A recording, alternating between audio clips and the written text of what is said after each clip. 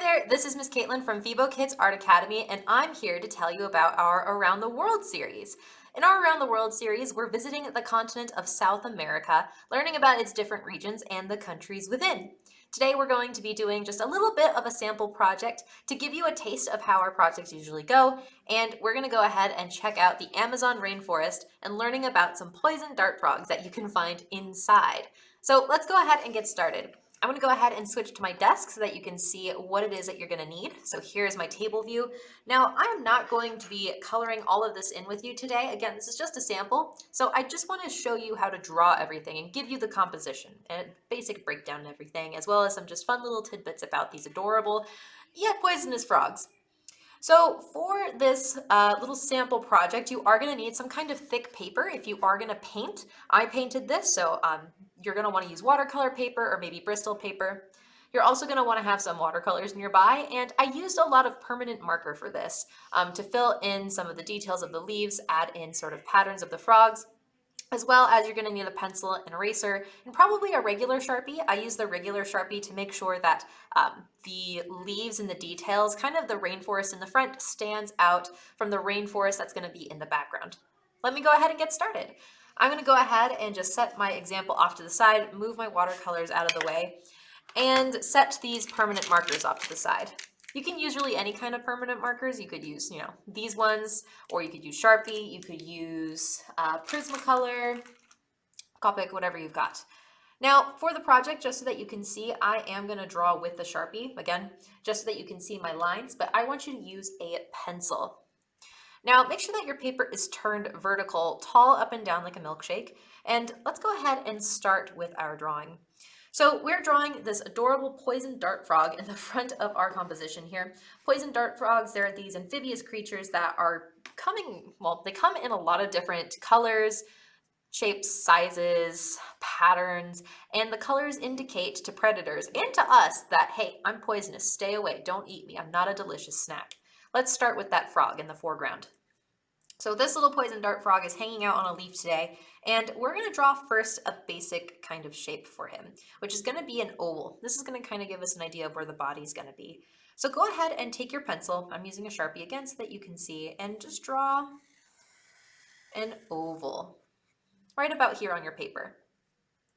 Now poison dart frogs are actually quite small. They're usually only as big as, they can get up to about maybe 1.5 inches big, so this big, they're very small. Now with this basic shape kind of to our advantage here, I want you to go ahead and take that pencil and draw kind of a rainbow. That's going to be for its eyes. A lot of poison dart frogs have these like really big eyes. And then for the sort of mouth area that goes out from the nose as well, you're going to draw just a line out, curved line in.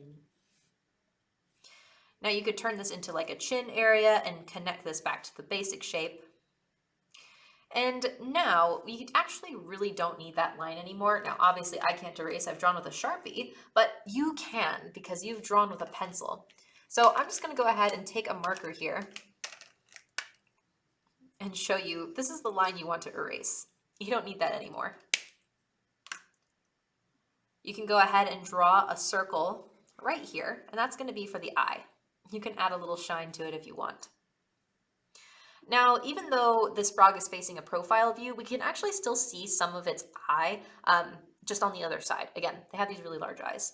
So you're just going to draw a curved line right about there. Now, if at any point while we're drawing our little frog or any part of our picture, you just need to pause the video to be comfortable going at your own pace, that's fine. Please feel free to do so. Okay, so now we're just going to add in a little line right there for the nostril, and let's work on the arms. Now these frogs' arms, they kind of come out like this a little bit. I know it's kind of hard to see from just the way that I'm sitting, but they kind of come out in a very interesting way. So first, let's draw the one that's going to be closest to us. I want you to go right here and draw a little curved line, 2 diagonal lines out, and 2 diagonal lines in. And then we are going to go ahead and draw its little toes. Now we can't see all the toes because again, its little feet are kind of pushed inwards like this, but you can take your pencil and draw a line out, almost like a really long oval, And we're going to see just a little bit of one of its toes on the other side there. You also get to erase that line of the body that's going through our arm. We don't need that anymore. So you can erase that line. And we are going to see a little bit of its other arm kind of, because it's pointing inwards like this. So head on over to this part of your frog, right along this edge. Draw 2 diagonal lines out and 2 diagonal lines down. Now we are going to see all the toes here of the frog, but some of them are going to have to be put in perspective. So what I want you to do is I want you to first draw a long oval out. You're going to draw almost like a U shape here.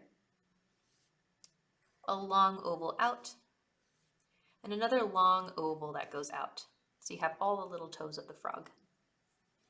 Now the trickiest part of this picture is just going to be the frog's back leg. You can see our frog is just kind of chilling out, which means its legs are kind of, folded in. So head on over to the back of the frog, and I want you to start right about here on the leg. And what we're going to be drawing is almost like a big U shape. So if you want, watch me draw the line first, and then you try. So I'm going to draw a big curved line, again like that U shape, right about here. Then I'm going to go right next to the frog's body here and draw another curved line. Okay, now you actually don't really need this line anymore. So you can again take your eraser.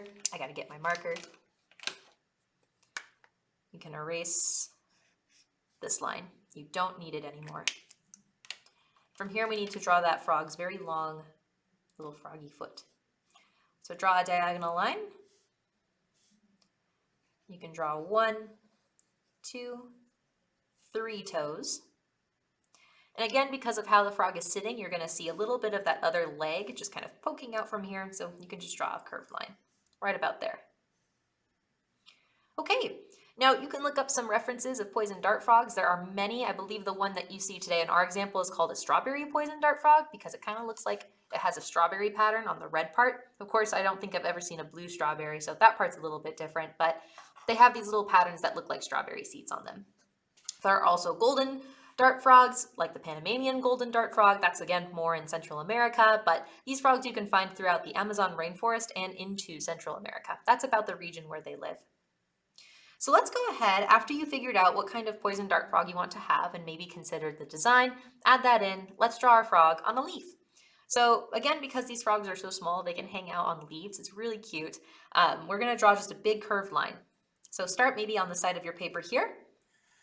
Draw a curved line, hop over the frog, hop, and continue that line down. This is going to be the stem of the leaf, so I'm just going to draw another kind of line up. And then I'll draw a wavy line to show the curve of the leaf that the frog is sitting on. Maybe there's another sort of part of the leaf that's come out here, like maybe it's 2 leaves that are stuck together, so I'm going to draw a stem, and then a curved line out and out. From here, you could really design how you want the foreground of your rainforest to look like. That's really going to be up to you. If you want to copy exactly what I did, I'm going to draw some leaves along the edges here. I'm going to draw another big leaf. So I'm just drawing a curved line and a curved line. And then I'll draw some smaller ones. Maybe I'll draw like a little stem that has potential for leaves to sort of come off the edges. And draw leaves kind of on the sides here. You could also draw like a bunch of trees, like maybe these trees aren't like super close to the frog, but they're close enough that you'll see, detail. And to do that, I'm just going to have a lot of fun using lots of organic curved lines. So these lines aren't like super perfect. They're not perfect U shapes. They're not perfect rainbow shapes. They're a little bit scattered. Very imperfect because leaves and trees in real life are not perfect. All right, so we've got the foreground of our rainforest look here, and now we're going to draw the rest of the Amazon rainforest. Now, the Amazon rainforest is it's considered to be like the lungs of the earth because trees, They exhale oxygen and breathe in carbon dioxide. And so this has this giant forest out in the middle of South America. They act like the lungs of the earth. It's really cool. So to do our Amazon rainforest, see the rest of it today, a lot of sections of the Amazon rainforest, particularly in like Brazil in that area, it's not super mountainy per se, but there are some hills. So we're gonna draw those. You can take your pencil and you can start on the side of your paper here and draw a curved line down. It doesn't even need to be a perfect curved line either because again, land isn't perfect. Kind of go to this side here and draw another curved line down. You can draw a curved line here and a curved line here. And this is going to act kind of like, as we're looking farther and farther out into the distance, we're seeing less and less of the hills and things are getting smaller and smaller and smaller. Now, something that's really important to the Amazon rainforest is the Amazon River and its river system. We're going to go ahead and draw that in too. So go ahead and start all the way back here. We're going to consider perspective and 1-point perspective. So when things are farther away, they're going to appear to be smaller, and when they're closer to us, they're going to appear bigger. So when we draw this river, this winding river, once you start drawing like the second line, it's going to be small all the way back here, but as you start to get closer, I'm going to draw the rest of the hill. To our froggy friend, the river is going to get bigger. So make sure that you're making it wider the closer you get to the frog. Now you probably saw on our example today, we have the Amazon rainforest written at the top. Now that's optional, you can write that in if you want, or if you want a plain sky, you can just exclude the words. But maybe pause the video, take some time to plan in the words, and then I can show you what this piece looks like without all of the eraser marks that I have that I couldn't erase because again, I used permanent marker.